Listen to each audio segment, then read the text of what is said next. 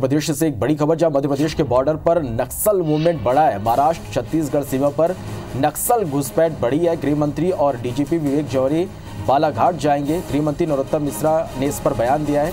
नक्सलियों आतंकियों का सफाया करेगी सरकार। नरोत्तम मिश्रा का ये कहना है। सीआरपीएफ की 6 कंपनियां भी तैनात होगी। तो ये इस वक्त की बड़ी खबर आप तक हम पहुंचा रहे हैं।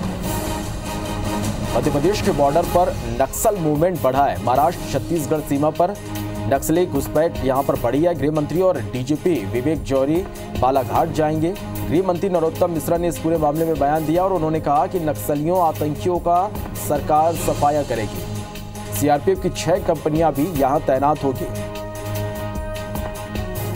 तो मध्य प्रदेश के बॉर्डर में नक्सल मूवमेंट यहां पर बढ़ा है। महाराष्ट्र छत्तीसगढ़ सीमा पर नक्सली घुसपैठ बढ़ी है। यहाँ पर इस तरह की सूचना है कि नक्सली लगातार इन इलाकों में पहुंच रहे हैं। गृह मंत्री नरोत्तम मिश्रा ने इस पर बयान दिया और उन्होंने कहा कि नक्सलियों और आतंकियों का सरकार सफाया करेगी।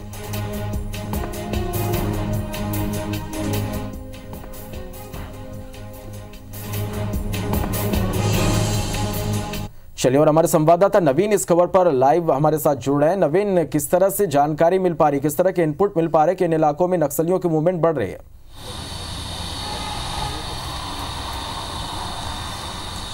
देखिए, मध्य प्रदेश के सीमावर्ती हिस्सों में नक्सल घुसपैट बढ़ी है, ऐसा इनपुट मिला है मध्य प्रदेश पुलिस को। और अभी 2 दिन पहले ही एक बड़ा इनकाउंटर हुआ है बालाघाट में। 2 इनामी नक्सलियों को, महिला नक्सलियों को पुलिस वालों ने मार गिराया है। दोनों पर ही 14-14 लाख का इनाम था। और ये इनाम न सिर्फ मध्य प्रदेश में था बल्कि छत्तीसगढ़, महाराष्ट्र, इन तीनों स्टेट्स की तरफ से एक कंबाइंड इनाम का ऐलान था। और दोनों ही इनामी नक्सलियों को एक मुठभेड़ में मध्य प्रदेश पुलिस ने मार गिराया है। और अब चूंकि जैसे ही ये इनपुट मिला है कि छत्तीसगढ़ से प्रेशर बढ़ा है पुलिस का और महाराष्ट्र से पुलिस का प्रेशर बढ़ा है, तो मध्य प्रदेश में नक्सली दाखिल होने की कोशिश में हैं। बालाघाट, मंडला, डिंडोरी, ये वो हिस्से हैं जो छत्तीसगढ़ की और महाराष्ट्र की सीमा से लगे हुए। महाराष्ट्र के गढ़चिरौली इलाके से बड़ी संख्या में नक्सलियों के आने की खबर मध्य प्रदेश पुलिस को मिली है। वहीं बस्तर में जब पुलिस का प्रेशर बढ़ा है, पुलिस की तमाम जो बड़ी कार्रवाई हुई है, तो बस्तर से नक्सली राजनांदगांव होते हुए मध्य प्रदेश में शिफ्ट होने की कोशिश में है। बालाघाट, मंडला के कान्हा जो फॉरेस्ट रिजर्व है, कान्हा टाइगर रिजर्व है, उसके कुछ हिस्सों में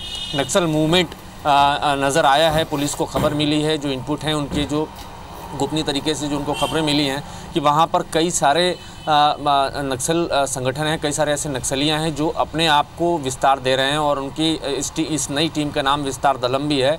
तो पुलिस अब उनके खिलाफ एक बड़ा ऑपरेशन चला रही है। हालांकि छत्तीसगढ़ और मध्य प्रदेश पुलिस मिलकर सीमावर्ती हिस्सों में एक पहले से ही ऑपरेशन नक्सलियों के खिलाफ चला रही है। वहीं मध्य प्रदेश पुलिस महाराष्ट्र पुलिस के साथ मिलकर गढ़चिरौली के उस हिस्से में एक बड़ा ऑपरेशन चला रही है, जिससे नक्सलियों का खात्मा हो सके। और अब गृह मंत्री नरोत्तम मिश्रा और मध्य प्रदेश पुलिस के महानिदेशक विवेक जौहरी दोनों ही कल या परसों बालाघाट जाने वाले हैं। नक्सल प्रभावित क्षेत्र में जाएंगे, वहां का हाल जानेंगे।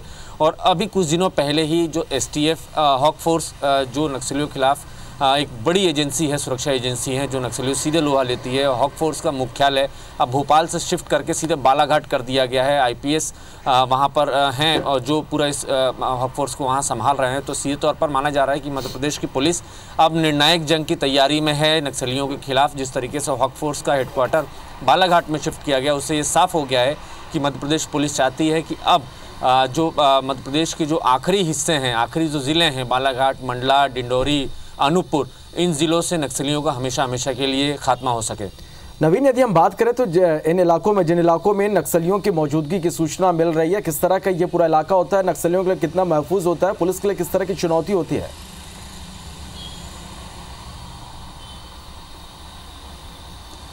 देखिए, फॉरेस्ट एरिया है, जैसे मैंने पहले बताया कि टाइगर रिजर्व है। वहाँ पर अमूमन आबादी कम होती है, लोगों का इंटरफेयर कम होता है, वहाँ पर आना जाना कम होता है। और इस लिहाज से नक्सलियों के लिए सबसे सुरक्षित जगह के तौर पर है, चूँकि वहाँ पुलिस पेट्रोलिंग भी बहुत आसान नहीं है और ना ही वन विभाग की पेट्रोलिंग आसान है। क्षेत्रफल के लिहाज से एक बड़ा हिस्सा है, बड़ा क्षेत्र है। तो नक्सली यहाँ पर सिर्फ छुपाने के लिए, उनके लिए मुफीद जगह साबित हो रही है। और न सिर्फ टाइगर रिजर्व कान्हा की बात कर रहा हूँ मैं, बल्कि दूसरे जो हिस्से हैं, बालाघाट, डिंडोरी, अनूपपुर, ये जो फॉरेस्ट एरिया है, यहाँ पर भी वो काफ़ी आसानी से सिर छुपा सकते हैं। इसलिए उनको लगता है कि जब तक छत्तीसगढ़ और महाराष्ट्र में प्रेशर बढ़ा हुआ है, पुलिस की ऑपरेशंस लगातार जारी हैं, तब तक वो अपना सिर यहाँ छुपा सकते हैं मध्य प्रदेश के जंगलों में। और इस बीच में वो एक नई रणनीति के साथ मध्य प्रदेश में दाखिल हो रहे हैं, अपने दलों का विस्तार कर रहे हैं, अपनी टीम बढ़ाने की कोशिश कर रहे हैं। खबर ये भी मिली है कि अभी इस बीच में जो नक्सली महाराष्ट्र और छत्तीसगढ़ से जो मध्य प्रदेश में शिफ्ट हुए हैं, मध्य प्रदेश के जंगलों में आए हैं, वहाँ पर जाकर आदिवासियों से वो उनको बहला रहे हैं। उन ने कोरोना की वजह से जो लॉकडाउन लगाया है और जिस तरीके से सरकार ने काम किया है, उसकी वजह से कई सारे लोग बेरोज़गार हुए हैं। जो आदिवासी युवा उन क्षेत्रों को छोड़कर दूसरे क्षेत्रों में, शहरी क्षेत्रों में नौकरी करते थे, रोज़गार के लिए जाते थे, उनका रोज़गार सिर्फ इस सरकार के विजन की वजह से, इस सरकार के फैसलों की वजह से उनका रोज़गार गया है। तो इस तरीके से उनको भड़काने की कोशिश कर रहे हैं। हालांकि इसका बहुत ज़्यादा कुछ असर नहीं हुआ है मध्य प्रदेश के उन हिस्सों में, नक्सल प्रभावित हिस्सों में।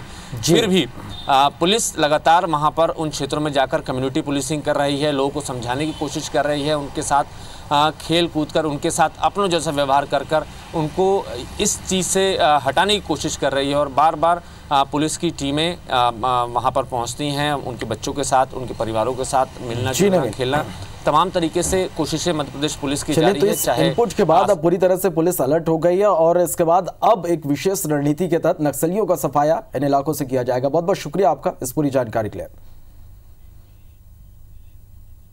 चलिए, तो मध्य प्रदेश के बॉर्डर पर नक्सल मूवमेंट की इनपुट मिलने के बाद अब पूरी तरह से पुलिस अलर्ट हो गई है। महाराष्ट्र छत्तीसगढ़ सीमा पर नक्सली घुसपैठ बढ़ी है। गृह मंत्री और डीजीपी बालाघाट जाएंगे और इस पूरे मामले में गृह मंत्री नरोत्तम मिश्रा ने क्या कुछ कहा, ये आपको सुनवाते हैं।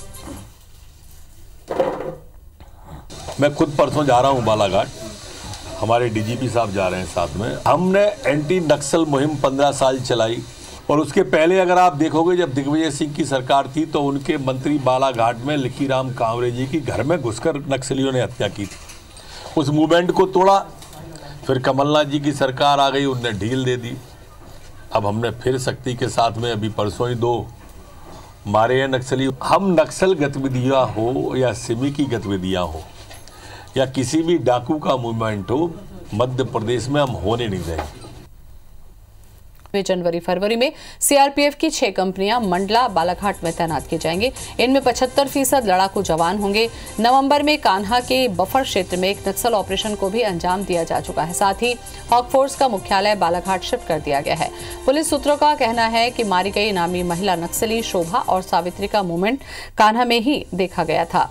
गृहमंत्री नरोत्तम मिश्रा और डीजीपी विवेक जौहरी भी बालाघाट का दौरा करेंगे। नरोत्तम मिश्रा ने कहा कि नक्सलियों और आतंकियों का सरकार सफाया करेगी।